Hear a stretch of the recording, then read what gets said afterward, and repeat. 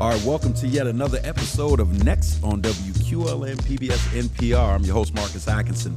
Listen, welcome to 2026. I know we've done a couple of shows so far, but I'm excited about everything that's going on in front of us. There's a lot of prospects for newness, new attitudes, new opportunities, new ventures. That's always the thing. People think about going to the gym when it comes to a new year. I say, whatever goals you had that you put on the back burner, I don't care if it was because you were insecure, you didn't really trust in your skills, whatever the situation was, now is the time to put your best foot forward. And so today I want to talk about being an entrepreneur. And here's the thing, because we're busy criticizing AI, but the open-ended question is this: did AI level the playing field for entrepreneurs and blue-collar workers unknowingly? Let's unpack that. I want to talk today. I got my special guest with me today. I got a young buck who is the son of a local lion. Young man's name is Kenny Bass. He is a regional artist and an entrepreneur. Kenny, welcome to the show. Hey, thank you. Thank you for having me. All right. Regional artist. First of all, break down your artistic gift, man. What kind of art, what's your artistic expression? So my preferred medium is rap music.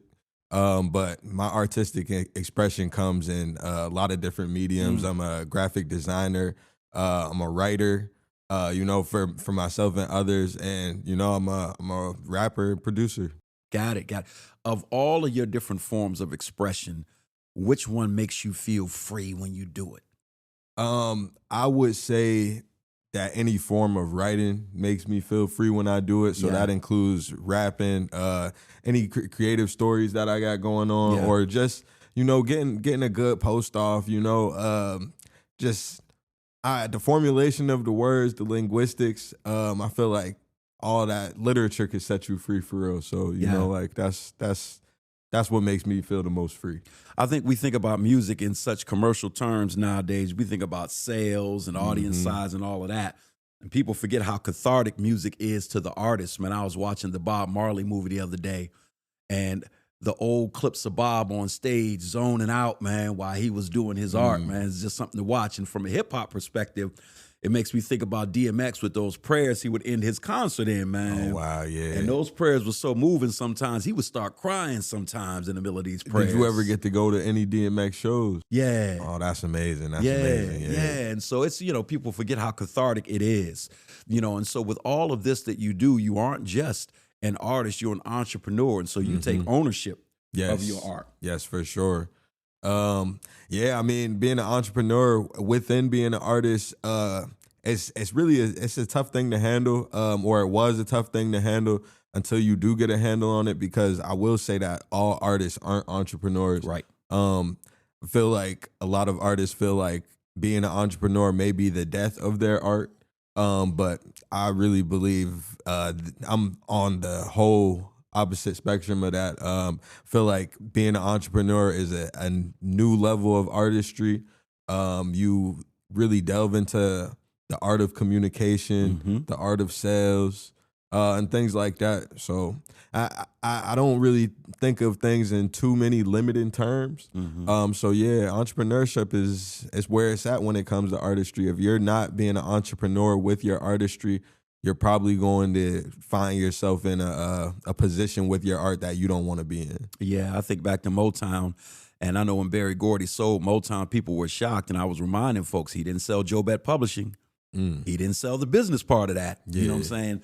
That's where the money is. And nowadays, and I think artists have gotten to be much more savvy over the years and started to understand that, and now as we're talking about AI, now it goes to image, likeness, voice, and all of that. People are starting to take more seriously owning their art, because other folks, you come to find out that the real money is in all of those things. It feels good to do it, but there is a financial side. Yes. And so you taking that on early. Yeah, you got to. I feel like it was more out of a necessity that I took it on. I've been making music for a long time. I think I put my first song online like 7th or 8th grade, just playing around, and the kids at school liked it and stuff like that. But you got to take on that entrepreneurship. When I first started trying to do shows, reaching out to people, nobody would book me. They want me to sell tickets for them and all that stuff. So I just figured, hey, I got money. You know, I could book this venue myself. Right. I could go reach out to these different artists myself that I like to be on the stage with. And that's kind of where I started from. So you got to be at the forefront of your waves, whether you're doing art, whether you're doing, I guess, music, whether you're painting, even if you're a contractor, you know, like you got to be at the forefront of your money. You can't let somebody else be in charge of that. That's right. Give us, because obviously when it comes to people launching their own business of any kind, the operative word that stands in their way is fear. Yes. Fear of something, right? And the crazy part about it is what a lot of people really fear is success. Like, if I do this thing right one time, is that going to be the standard? Will that be expected of me over and over and over? A lot of people fear success. They want somebody else to take hold of that part of it and just cut me a piece on a regular basis. It's like somebody getting a check at a job. You take on all the risk. Just give me a set amount every week so I'm safe. Yeah. I'd rather take the risk and get the bag. I'd rather take the risk and get the bag too, honestly. Because if you leave yourself up to somebody else's, I guess, ideas and all that, you opt out for that check every week or every month. What happens when that check starts getting smaller? Exactly. And then you want to know what's going on, but they remind you that you didn't want to know what was going on in the beginning. Excellent point. So give us something that you've learned as you started on this journey as an entrepreneur, the aha moments, you know, if you will.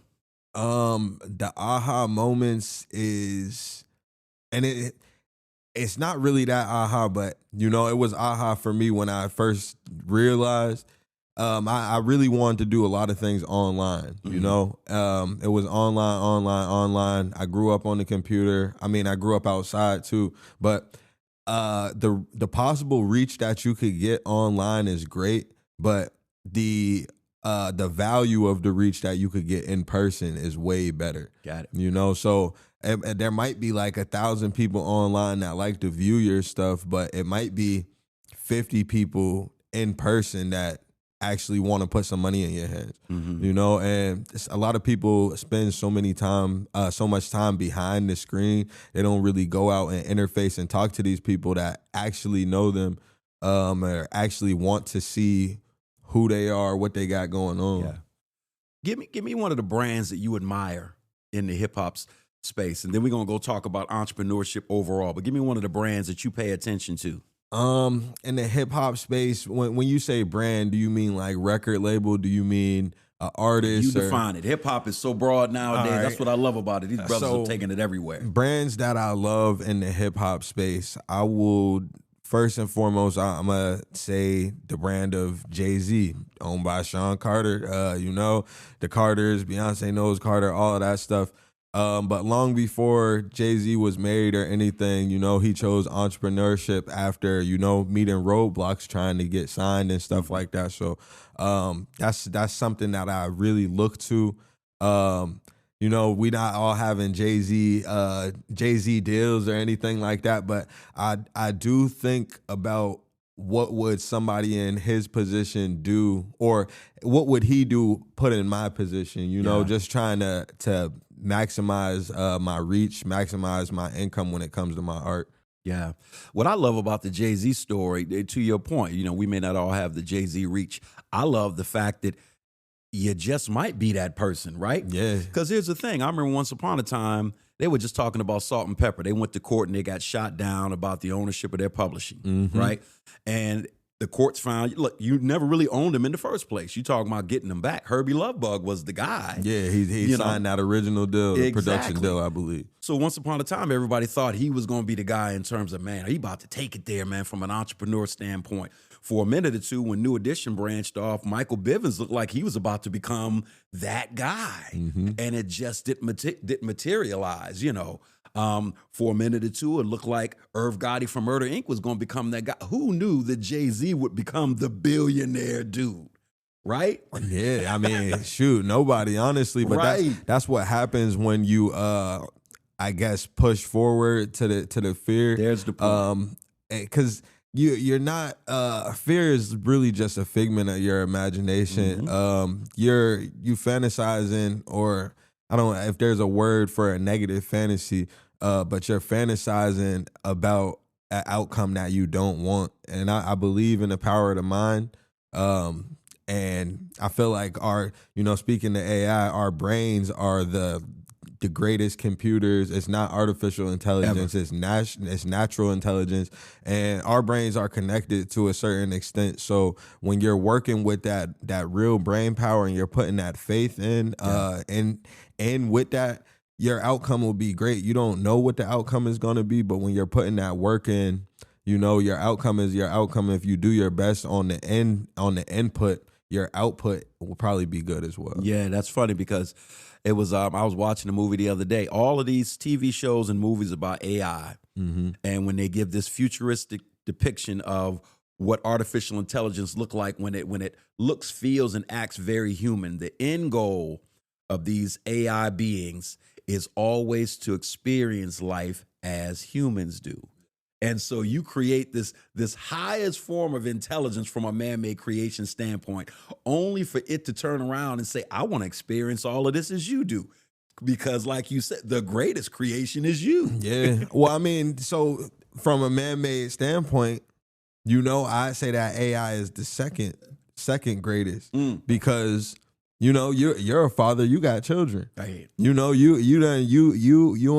your wife done collabed on some natural intelligence, and as you're raising your child, they get around probably the ages of 12 through 16, and they're like, you know what, Dad, I want to experience this for myself. There you go.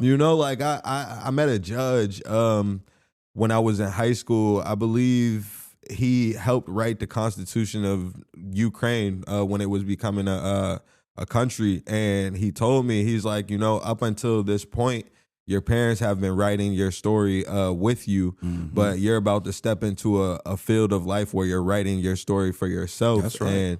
And what type of story are you gonna write? What type of character are you going to have? And that's something that I think about all the time, because while we do want to experience these things for ourselves, we want to create a lane where other people can experience their lives fully as well. So while we're out here trying to experience life and take everything in, we don't want to take everything away either. Yeah. This is deep. This is actually a whole different show as I'm listening to your perspective. One, it's profound. Thank you. Right? And two, this coming from, and it's not surprising that this is coming from a young entrepreneur who comes from a very storied family. Thank you. Right? Yeah, right. And at some point, I would imagine a lot of young people from your tribe are probably, I'm ready to experience this thing on my own. I've heard about grandma. I've heard about grandpa. I've heard about my dad. Yeah. It's my turn to see what this looks like for me. And let me just shout out or kudos for the fact that you're doing that. You're stepping out and creating your own lane. Thank you. Thank you. Which is what we want for all of our kids, man. Excellent point. So listen, I got a deep thinker with me. We're going to talk about this entrepreneurial thing. All right. Because I know that a lot of people, again, are fearful. But at the same time, there's a lot of hand-wringing. I like the fact that there's a community college here, and it may feel like an aside because it represents the realization that a lot of people in their 20s, 30s, 40s, 50s, and even more are trying to up their game because life just looks different. It does. Right? Very different. And it's growing and morphing very quickly before our eyes, and so people are trying to figure out where do they fit in. There was an article on the EIN Newswire for the Milwaukee Journal Sentinel that it posted. And it was talking about the 10 entrepreneurial business trends of 2026. And I've seen a lot of these things, but I said, you know what, let me break these down in studio because I think that they're on to something. I'm going to go through these and we'll throw this thing back and forth. I'll get your thoughts on it. All right, the great. first point that they make is that people are choosing entrepreneurship over a job. It says 60% of Americans, 60% dream of the freedom that owning their own business presents.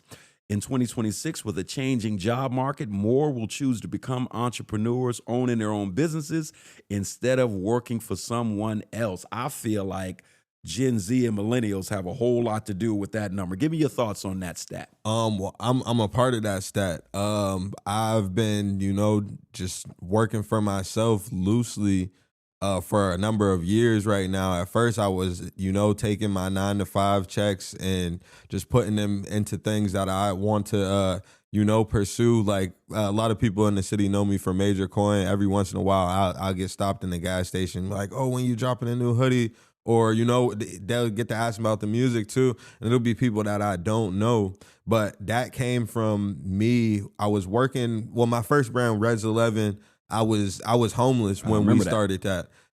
Just couch to couch, really couch surfing, and all I had was my friends and my 3 jobs. I didn't have a car. I was walking everywhere, and I took that money that I was getting from those jobs, and I put that into an order of t-shirts. And that made me money and connections that I really can't quantify. It spurred a couple other local brands that are very successful in this city. And it's not from my observation. Like, people have literally told me, like, yo, I started my brand because I saw what you was doing with Res 11. Yep. And, that's great. But to bring it back to the question, what was it? Why do I think that more people what did you think about that's a big number, man. 60% of America. That's 6 out of 10. Well, at the end of the day, when you're going to these jobs, you're 9 to 5, especially post-COVID, you're realizing that these jobs don't care about you. And the people at the top looking out for the people at the top. Yeah, and sometimes they're not even looking out for the people at the top. They're looking out for themselves, because they're at the top, and that might give a couple, that might spill over to the people around them, but they're really not looking out for us. I remember during COVID, I was working at Target, and we got a raise, a $3 raise, which is unprecedented for anybody's job. You walk in and your boss tell you you're getting a $3 raise. So I went from making $15 an hour to $18 an hour. And then I went from working 36 hours a week to working 18 hours a week. Yeah. So I got the raise, but they took my hours. And then people at the job started getting sick. And I'm like, this really just isn't worth it. So that's when I really started looking into ways that I could make money for myself. And just on that journey, I just started noticing things. Like last year, I was helping a young woman out with her taxes, and every single W-2, and she had a lot of jobs, like 3 different jobs. Every single W-2 you put in, her money on that tax return is going down. And me, who had been working for myself for like that full year, I put in my 1099, I put in my deductions. My tax return was almost 4 times as hers, and I just, right there when I seen that, I'm like, yo, I don't think I'll ever be back at a 9 to 5 again, So currently I'm starting I've started a courier and freight business. So I'm just taking samples, blood, whatever it has to do in the medical field, I'm taking it where it needs to go. You touching on this next point. Another point is, it's 10 of them. We won't get through all 10 of them, but I want to hit on some of the main ones. Another one was non-AI affected business opportunities will flourish. AI is a top topic in the business world, yet there are many valuable business opportunities where AI will play a marginal or supporting role in the future. Becoming a quote-unquote blue-collar entrepreneur will be a growing trend. Full disclosure, I both, one, purchased a long-standing blue-collar business, me and my business partner. Shout out, congratulations on that. Thank you, because it was tech-proof, and it had great financials, and so we bought it. And the other one was, I launched a small blue-collar proof company that I have employed my relatives in behind the scenes, and the family's starting to eat off of that. And so that, I pulled this list, I'm telling you, I pulled this list because almost all of them I'm living myself. Yeah. But this blue-collar entrepreneur, and I'll let you chime in on this, I've told young bucks that weld and things like that, I'm like, all right, listen, if you got to do it, somebody's got to go do the thing. Somebody has to do the electricity. Somebody's got to do the plumbing. Yes. And if you're going to be that somebody, why not own the company? Exactly. Right? Yeah. Speak into that. Well, you pretty much said all the points that I was going to hit. You've hired your family. It's great financials. And if you're going to do it, you might as well own the company. There are tons of freelancers. Me being a graphic designer, it's a freelance job. People are reaching out to you for this job because they know you could do the work. when it comes to blue collar type stuff, because graphic design will ultimately be touched by AI, and it has been touched by AI, but nobody is inviting artificial intelligence to come do plumbing in their crib. You know, there's no computer that you could go to and say, hey, there's a leak right here. Can you come fix it? I'm actually running out of the house. Can you fix it while I'm gone? You know, you can't do that with AI. And there's just a handful, not even a handful. There are a lot of jobs that won't be touched by AI. And that's why I chose to get into the transport lane, because while they do have self-driving cars and stuff like that, who are you going to trust to deliver your goods? You know, and who do you complain to when the AI messes up? Come on. You know, so I'm on the fence about AI, but I do see the benefit of it. But in this American system that we live under, it seems like our American AIs will probably take the form of entertainment, and they'll probably take over like the cool jobs and stuff like that. When I use AI, I try to use it for organizational tasks, outlines, just organizing my thoughts. Even with writing, I'll write something and then I'll feed it into the AI. I'll look for, any grammar, any words that I could use differently. Yeah, like Grammarly. It's hooked up to all of my stuff. Exactly. And at that point, all my why emails. do I need the AI if I can use Grammarly? So I see a lot of people they're like, oh, we want to, we're going to generate an entire show off of AI. And then you just take away the jobs from,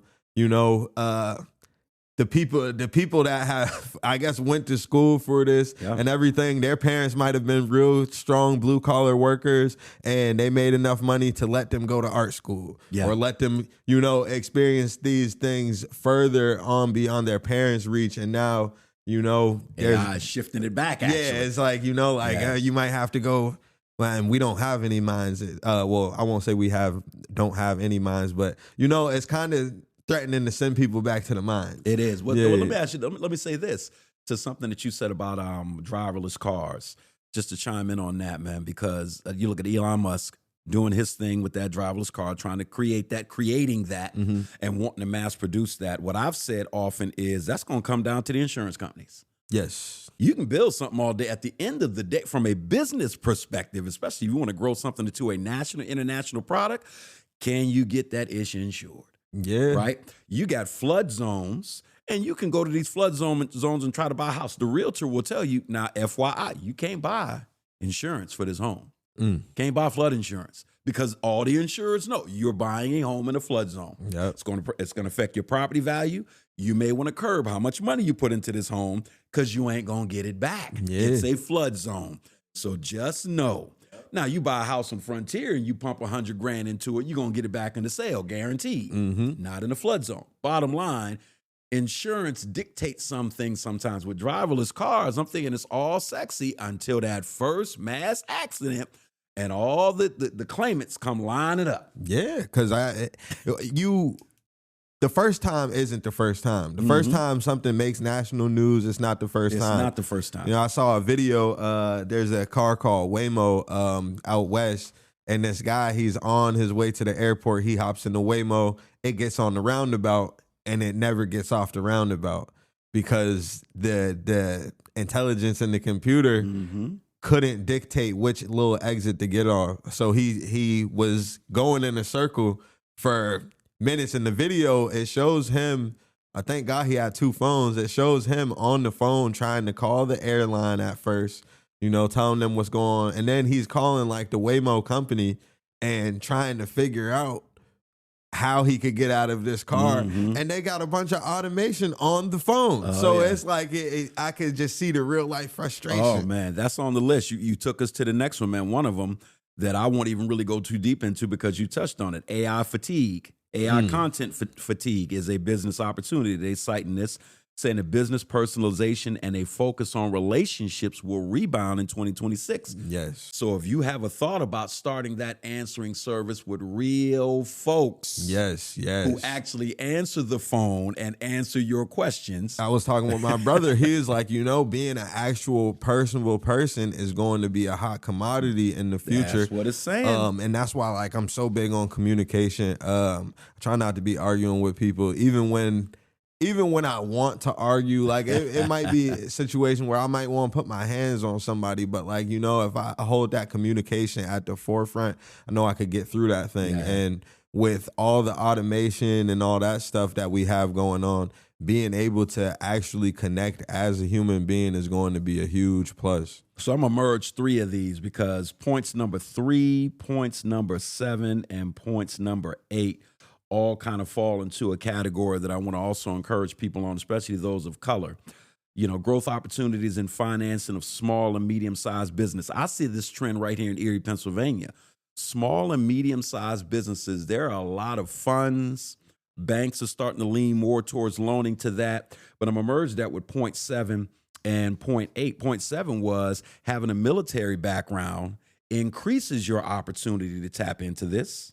And point 8 was during America's 250th birthday year, patriotism will also increase. And so veteran-owned businesses will have a distinct advantage over a bland corporate brand image. And so with that goes directly to people of color, because overwhelmingly, especially active duty, the people that are in the military right now are people of color. Mm-hmm. And so I agree with what you're saying. Yeah. But I agree sparsely, because right now they are trying to, that overwhelming number of people of color that are in the military, they're not really treating them so well right now. And they don't really. We agree. Yeah. They don't really treat veterans all that well after they leave the service either. Before COVID, me and my father, my brother, a couple other brothers from the church, were feeding a lot of homeless people here in Erie on Sunday mornings, because they put you out of the shelter very early in the morning. Yep. And just interfacing with all of these, a lot of them are men, but some women, some children, but interfacing with these men, a lot of them are military, they're veterans, and whether they were in the Vietnam War, whether they were in Afghanistan, Iraq, any of those campaigns, once they got back home, it was a little bit harder to reacclimate. And if you don't really have that strong community for you, you can end up on the streets. So while, there are veteran businesses and stuff like that that can get those funds, how are they going to treat these veterans when they walk in through the door and they see what they look like? Because on paper, being a veteran is great. I know on an application, my name looks very good. There's not too many black men named Kennedy. My middle name is very upper crusty. My name looks great on the nameplate. Sometimes when I walk into these places and they see who Kennedy Horton is, they're like, oh, man. Yeah. And I actually, before I opted out of the whole 9-to-5 thing, I started putting that I was white on my applications, and you hear the tone on the phone call. Yeah, come in, blah, blah, blah. You get in there, and I'm just sitting there thinking, like, what are they going to do? Tell me that I'm not white? Like, oh, you're not white. Like, so I'm kind of willing myself into that job. Yeah. But for these veterans, I pray that when they do get into these positions and stuff like that, opening up their businesses, I pray that there's some people that can understand them on the other side of that desk. Yeah. So let me bridge these two perspectives, because I agree with you. And so on the one hand, absolutely, homelessness, all of these kind of things, America has a lot of work to do when it comes to how it treats its veterans. Mm-hmm. The other side of this, I have seen with my own eyes in terms of the new loans that are being developed for veterans. Perhaps America is seeing in that one category. Now, one category does not make a right wrong. I'm a wrong right. Yeah. That's where I think the bridge is. Yeah. So in this category, okay, I see that there is an effort. Doesn't negate the fact that overall veterans ain't getting the love that they should get. Yeah, the effort. I commend the effort. I definitely commend the effort because you got to start somewhere. At the end of the day. You know, but to the point of the article, if you are an entrepreneur and that's in your background, play the card, man. Yeah, definitely. Play the card. So the things that I was speaking about may be things that would keep somebody from trying. Yeah. You know, and even though you after you see all the facts on the board and everything like that, you don't decide to not try it. You just go into it knowing I guess more of the variables. Yeah. You feel me? You might have to go in there and speak a little bit different, have a little bit more patience with this person because they might not understand where you're coming from. That's right. But you still in there to it's like a video game, you know, and I hate to trivialize it. There's checkpoints to this thing, there's a starting point, there's an ending point. If you're just running through the video game and you don't know about the snares and traps that are in the game, you're going to fall into the snares and traps. So it's good to be knowledgeable about those snares and traps, and you could see them coming on the screen up ahead. Like if you just think of Super Mario Brothers, you see these big stones coming down, and you see the pattern that they come down in and everything. So when you get up to that level with the stones coming down, with the thwomps coming down, you don't stop the game right there. You got to keep going, but you don't want to get squished neither. So you got to time it right. Yeah, you know, you gotta time it right. You gotta have your momentum up. You gotta make sure that I need a power up before I get to here, because more than likely I'm gonna get hit once or twice. Yeah. And if I got this power up, if I'm up here, how I'm feeling right here, these a few hits that I know I'm going to take, they're not going to take me out the game. This is a scary part in the show because I'm not a Super Mario Brothers player, and Kenny Bates is actually philosophically tied to Mario Brothers into the plight of life. That was actually applicable, bro. Thank you. I get exactly where you're coming from. Let's go to this last point that we'll make. The story, quote unquote, it says, the story becomes the deciding qualifier.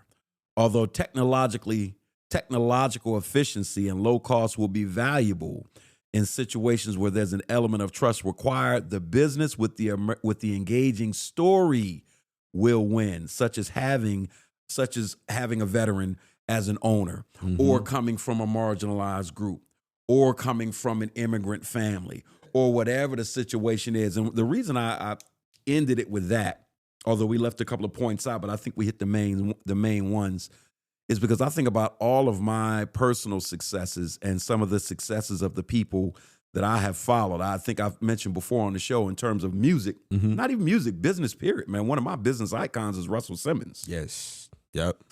The way Russell went up, Russell's story is phenomenal. And Russell really was the living embodiment of some of what you just described with the Super Mario Brothers, man, really paying attention to your surround. Okay, I got to power up here. I got to stop here. I got to really pay attention. I got to get my timing right, my momentum right.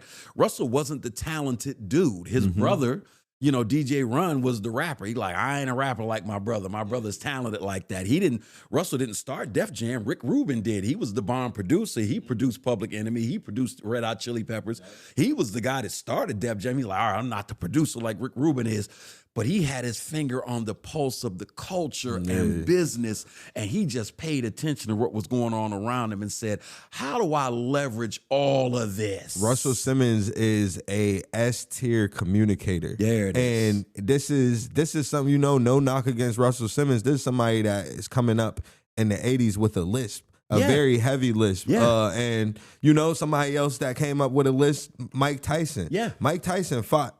You know, so wasn't nobody going to come across Mike Tyson and pick on him about his list. At all. Russell Simmons isn't a big, imposing figure. Nope. So imagine that level of communication. He had to be cool with all these people. Yep. You know, I'm sure at first people was like, oh, this dude with the list coming around, you know? But at the end of the day, communication trumps all. Yeah. You feel me? Like if you could get your point across and get people to understand you, and just vibe and be with you, you could, the sky's the limit. The sky isn't the limit. You could go, because just to bring it back to music, in these music contracts, it says in the universe. Yeah. Where you're signing, That's crazy, you're right? you're signing away your rights to reproduction into the universe. So in 1,000 years, if we're a transplanetary society, your music is getting played. The contract stands, So Russell Simmons was able to communicate these things, and like you said, he wasn't the rapper, Nope. He wasn't the producer, Nope. but he was making those connections, and Right. he was able to put people in place where they needed to be to benefit everybody. Kenny, that's always my favorite point, man. When somebody brags about who they know or who they next to and everything else, and my question, and they have goals, and my question is always, how do you leverage that? So so and so, so and so your cousin. Okay, well, how do you leverage that? Facts, because I know a couple people that know a couple of people, and I was talking to my homegirl the other day. She's really my god sister, and I feel like she's a high up individual in my eyes, at least. I pick up the phone, she's in Dubai. I'm like, all right, man, that's cool. She out in Dubai and stuff. And I'm talking to her brother, and they have a business together. And he's like, yeah, sis, she out in Dubai, blah, blah. We just got to deal with I think a Saudi basketball team. And I'm sitting here thinking she's having a good time. She is out here communicating her brand, in New York, in North Carolina, in Dubai, in Japan. Like, they're going out there and getting it, and really, like you said, being able to leverage what you know and who you know and how you could add value to their situation. To be honest, that is the key point of communication. How you can add value to somebody else's situation, whether it's a word of encouragement or whether it's, hey, you got this venue. I see that you're you're doing 4 nights a week. We want to do a 5th night. We got this amount of people that come to our events all the time. What would it take for us to have an event with you? Because you got the bomb venue. I got a real good thing going on. Where can we meet in the middle? I'm gonna tell you something, man, and I promise y'all, we heading to the finish line. Well, don't head to the finish line too quickly. I'm enjoying myself. But the Saudis, go back to that. Now, we talking about entrepreneurship from a business standpoint. I think about those business people that had, one, the entrepreneurial wherewithal and the entrepreneurial kahunas to deal and work with the Saudis when it was politically incorrect because of their human rights track record, perceived human rights track record in certain areas. Now, as you mentioned, your cousin working with Saudis. So this person that God sister, I think you said, working with Saudis. Look at what they're doing with golf. Yeah. It was anathema, boy. And I love it because golf is a blue blood sport. And it's that traditional group of rich, powerful white men who feel like, we the shot callers, and the Saudis is like, you know what? I'm going to let my wallet do the talking. And I'm going to steal some of your best blue blood golfers. And it worked. And now you see them doing it every category, and I'll let you chime in. I watched that last special by Dave Chappelle, and he started his special with that. I went over and I did my comedy special for the Saudis, and I got a big check for it. Well, see, and I really don't want to. We here. We could look at the money that you get, messing with other different people and stuff like that. But what I'm really interested in is how they're allowed to control their own narrative.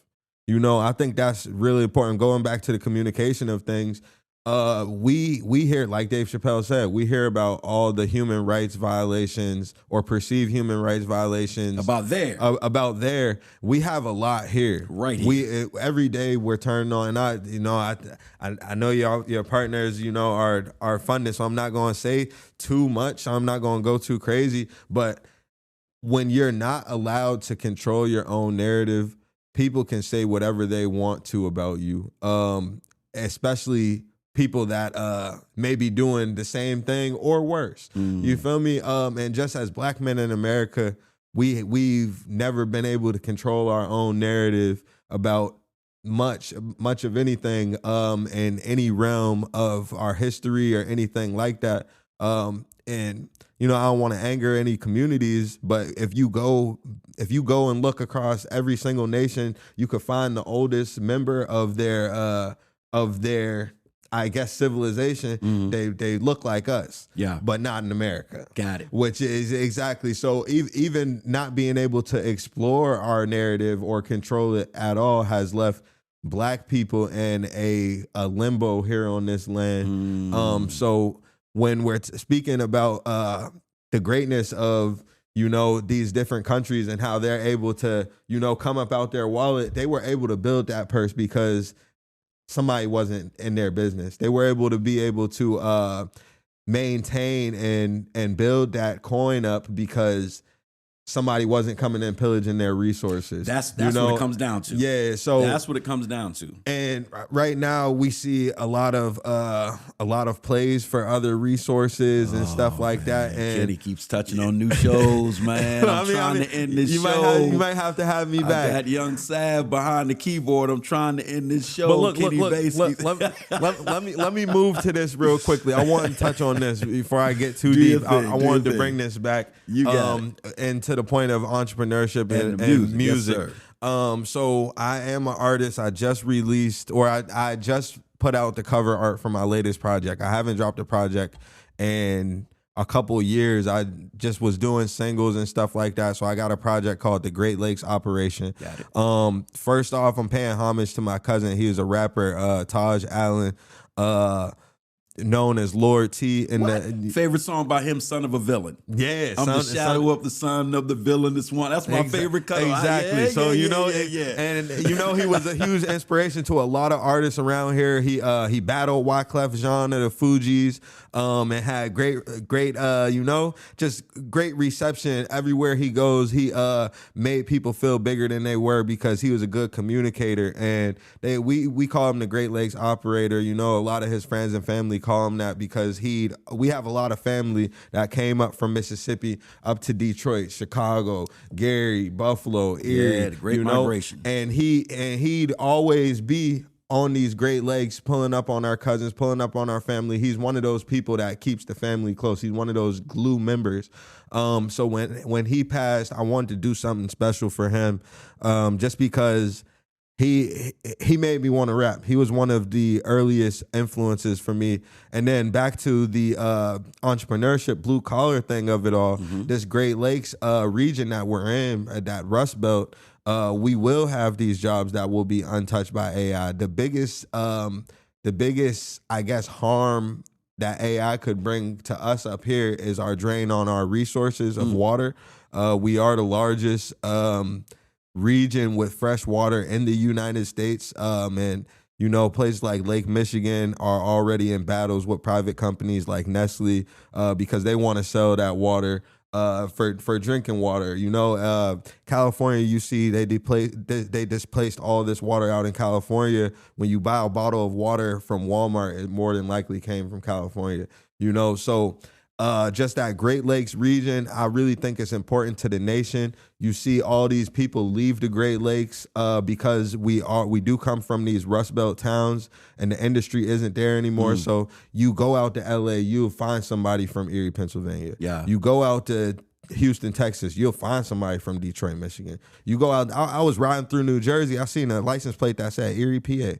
That was the license plate, Erie, PA. In New Jersey. They wanted people to know where they was from. Erie, Pennsylvania. And that's what I really wanted to do with this project. And on the entrepreneurial tip, I decided that I was going to sell it directly to the people, just because I'm really fed up with streaming. The AI portion of streaming right now, you could do an AI song and put it on streaming, and no problems with that. But if I did a song with a Philadelphia artist who went on to work with Drake, and my song started getting put on a bunch of different playlists, and I guess one of the playlists may have got flagged for like an artificial stream. That's what they said to me. So I'm sitting here thinking like, y'all could put artificial music on here, but I get put on a playlist with artificial streams and you want to slow my motion up.